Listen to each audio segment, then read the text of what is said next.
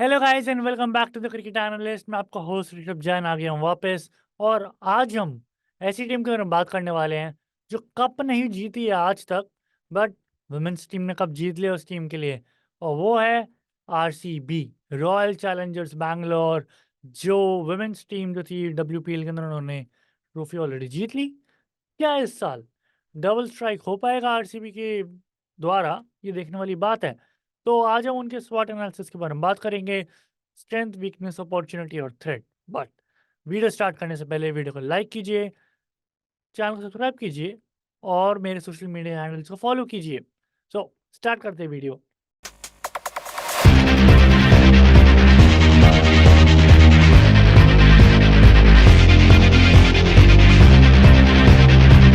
तो अगर हम स्टार्ट करते हुए देखें कि आरसीबी ने इस साल किया क्या है बेसिकली, तो पहले तो डब्ल्यूपीएल का चैंपियनशिप जीत गई है, बहुत बधाई आरसीबी को। एटलीस्ट एक ट्रॉफी तो लाए हैं कैबिनेट के अंदर। बट ऑक्शन में कैसे किया उन्होंने? ऑक्शन के अंदर इस साल प्लेयर्स रिलीज करे उन्होंने खूब सारे, लेकिन they went fishing. Basically they went fishing क्या मतलब कि 5-6 प्लेयर उठाए, और वो मेनली इसलिए उठाए क्योंकि उनको फिल करने थे। तो पहला जो प्लेयर उन्होंने ऑक्शन के अंदर उठाया वो था अल्जारी जोसेफ, जो उन्होंने पता है कितने में उठाया?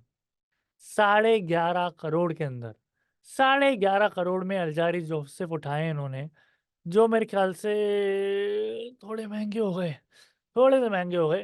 इतने महंगे बिकने नहीं चाहिए थे, बट मिनी ऑक्शन है भाई, यहाँ पे बेकार से बेकार प्लेयर भी 5 करोड़ के ऊपर बिक जाता है। तो हजारे जोसेफ 11 करोड़ में खरीदे तो हैं, बट कैसे उनको यूज करेंगे, that's one of the bigger issues जो आरसीबी फेस करेगा। रादर देन 11 करोड़, उन्होंने तो पहले भी प्लेयर्स के ऊपर पैसे वेस्ट करे हुए हैं, तो not a big deal. But उन्होंने फिर क्या खरीदा? उन्होंने खरीदा यश दयाल, जो गुजरात ने छोड़ा और उन्होंने पकड़ा। इन्होंने 5 करोड़ में पकड़ा यश दयाल को। They need a left arm bowler in your side, और वो उनको मिल चुका है। बट यश दयाल कैसा करेंगे इस सीजन, वो देखने वाली बात है, क्योंकि पिछले सीजन 5 छक्के खा के रिंकू सिंह से बहुत कॉन्फिडेंस डाउन हुआ था उनको, और फिर पूरे सीजन ही चला था वो कॉन्फिडेंस डाउन। तो यश दयाल जब ये लाए हैं तो उनको यूज कैसे करेंगे और उनका रोल क्या रहेगा इस साल, that will be an interesting thing to see. फिर टॉम करन, एक बैटिंग ऑलराउंडर लेकर आए हैं 1.5 करोड़ के अंदर, which is a pretty good buy I would say. Tom Curran can help them, मतलब कि दोनों बैटिंग और बॉलिंग के अंदर एक आप ऑलराउंडर की टाइप खिला सकते हैं इन्हें। एंड में फिनिशिंग चाहिए वो भी कर देते हैं। सिडनी सिक्सर्स के लिए बीबीएल में बहुत मैचेस जिताए हैं इन्होंने, और अभी रिसेंटली नई नई कॉन्ट्रोवर्सीज के अंदर ही फंसे हैं। तो अच्छे प्लेयर हैं, बट देखने वाली बात है कि अगेन कैसे यूटिलाइज करते हैं इन्हें। फिर लॉकी फर्ग्यूसन, पेस बैटरी, मतलब कि ये बंदा अगर इनको खिलाते हैं फर्ग्यूसन को, तो he will be very very in a hot form I would से। कि भाई फर्ग्यूसन अगर खिला रहे हो तो भाई देख कर सोच समझ के खिलाना, क्योंकि न्यूजीलैंड के मैचेस भी आ रहे हैं। तो इनको आप कितना यूज कर सकते हो in the initial part of the season, वो एक अच्छी चीज़ होगी कि आरसीबी को सोचना होगा संजय बांगर के साथ कि भाई कैसे करना है। फिर स्वप्निल सिंह खरीदे 20 लाख में एक पेसर भरने के लिए, और सौरभ चौहान एक बैटर भरने के लिए। तो ये इन्होंने किया ऑक्शन के अंदर। लेकिन एक चीज़ और, कैमरन ग्रीन 15 करोड़ के अंदर ट्रेड करे उन्होंने मुंबई इंडियंस से, क्योंकि उनको हार्दिक पांड्या चाहिए था। बट कैमरन ग्रीन क्या खेलेंगे प्लेइंग 11 के अंदर? जी हाँ, खेलेंगे, क्योंकि उनको मेरे ख्याल से नंबर 3 के स्लॉट के लिए देखेगी आरसीबी कि भाई आओ, तोड़ो और घर जाओ। क्योंकि अगर कैमरन ग्रीन और ग्लेन मैक्सवेल एक साथ खेल रहे होंगे ना, तो मज़ा बड़ा आएगा बैटिंग देखने में। But only the thing is, क्या कैमरन ग्रीन स्लो पिचेस जो हैं इंडिया के अंदर उस पे खेल पाएंगे अच्छा? अगर उस पे अच्छा खेलते हैं तो फिर तो भाई तोड़ो फोड़ो, घर जाओ, बहुत बहुत मज़ा आएगा कैमरन ग्रीन की बैटिंग देखने में। बट उनको उनसे बॉल डलवाएंगे क्या? That's a question to ask to the RCB management, but I think they will make him बोल। सो ये तो इन्होंने किया ऑक्शन के अंदर।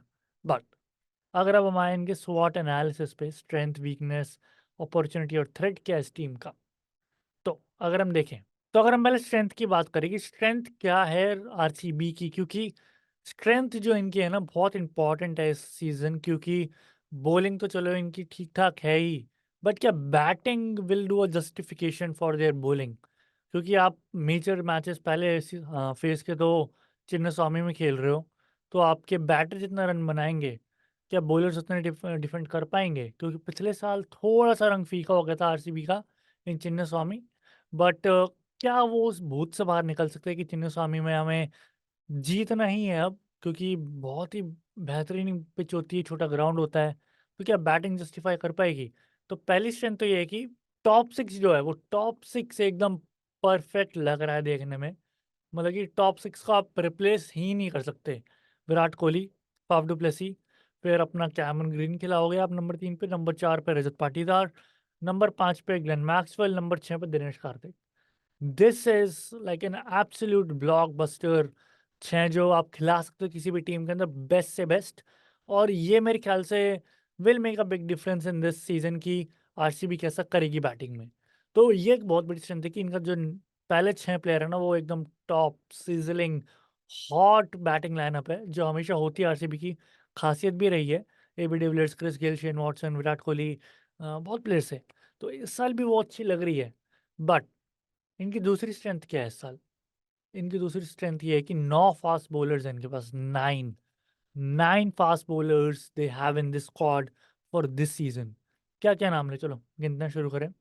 पहले तो मोहम्मद सिराज, रीस टोपले, लॉकी फर्ग्यूसन, यश दयाल, विजय विश्व कुमार, फिर अगर हम देखें आकाशदीप है इनके पास, जिन्होंने अभी इंडिया और इंग्लैंड की सीरीज़ के अंदर खिला है। फिर इनके पास और भी हैं। और भी फास्ट बॉलर्स हैं जो बॉल डाल सकते हैं और कैमरन ग्रीन भी डाल सकते हैं।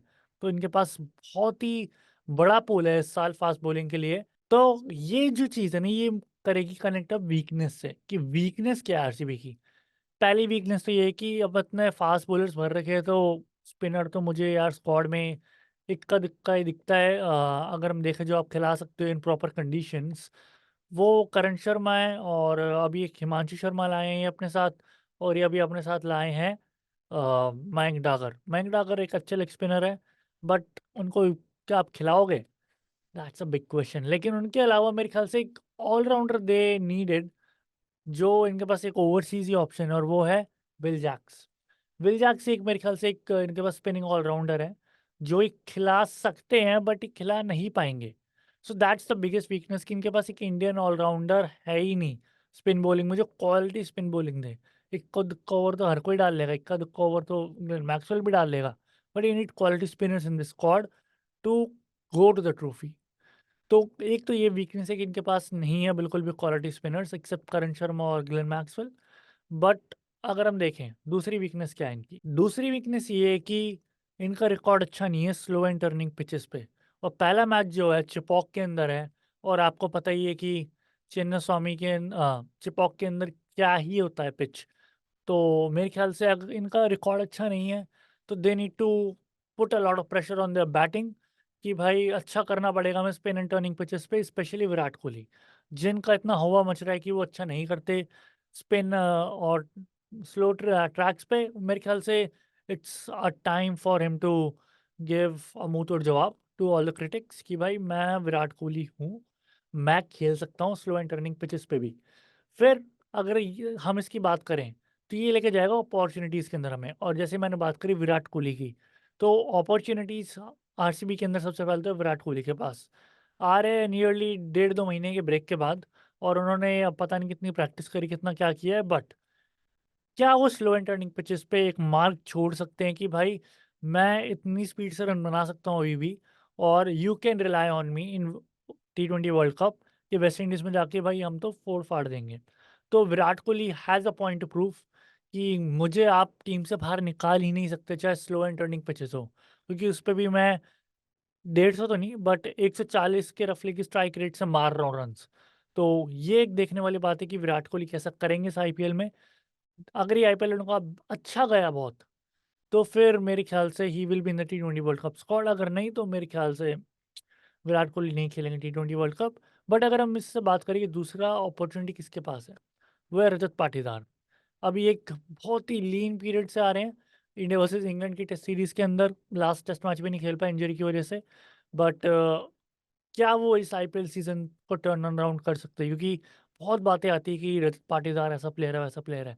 तो क्या वो दिखा सकते हैं वापस से कि रजत पाटीदार क्यों इतना नाम गूंज रहा है आईपीएल सर्किट के अंदर। तो ये बहुत बड़ा सीज़न हो सकता है रजत पाटीदार के लिए, अगर उनको ठीक से नंबर पे खिलाया जाए, प्लस उनको रोल डिफाइन कर दिया जाए कि आपको ऐसे खेलना है, इस मैनर में खेलना है। तो ये रजत पाटीदार और विराट कोहली 2 प्लेयर्स हैं, इनके पास बहुत बड़ी अपॉर्च्युनिटीज़ है इस आईपीएल सीज़न के अंदर। लेकिन अगर हम देखें थ्रेट क्या है इस टीम का? थ्रेट आरसीबी के लिए एक ही है कि फिनिशिंग जो है ना वो थोड़ी-सी मुझे खराब, मतलब कि it's not very encouraging honestly, कि फिनिशिंग जो है वो एकदम थोड़ा-सा पैची सा काम लग रहा है मेरे को, कि दिनेश कार्तिक है, चलो आपके पास एंड में ग्लेन मैक्सवेल हो जाएँगे, बट उसके बाद कौन आएगा? उसके बाद हू can bat good amount of balls for you कि आप फिनिश कर सकें अच्छा? So you don't have a finisher as such. Dinesh Karthik भी कम क्रिकेट खेले, कमेंटेटिंग ज़्यादा करी उन्होंने, तो इसलिए मेरे ख़्याल से they will be facing some issues in the finishing, और ये इनका बहुत बड़ा थ्रेट है कि अगर फिनिश अच्छा नहीं करते तो मेरे ख़्याल से RCB can not go beyond like number 4-5 max to max. तो ये एक बहुत बड़ा इश्यू है जो इनको एड्रेस करना होगा कि हम फिनिश कैसे करें। तो आज हमने बात करी आरसीबी के बारे में, जो अच्छा दिख रही है, पहला मैच सीएसके के खिलाफ है, तो all all minds will be on this match कि भाई कैसा करेंगे विराट कोहली, और एमएस धोनी का क्या नया रोल ओपनिंग वाला होगा। उसके बारे में हम बात करेंगे सीएसके के स्वॉट एनालिसिस में। सो अभी के लिए इतना ही गाइस, वीडियो को लाइक कीजिए, शेयर कीजिए, सब्सक्राइब कीजिए चैनल को, और मैं ऋषभ जैन लेता हूँ अभी विदा। Thank you guys and see you letter.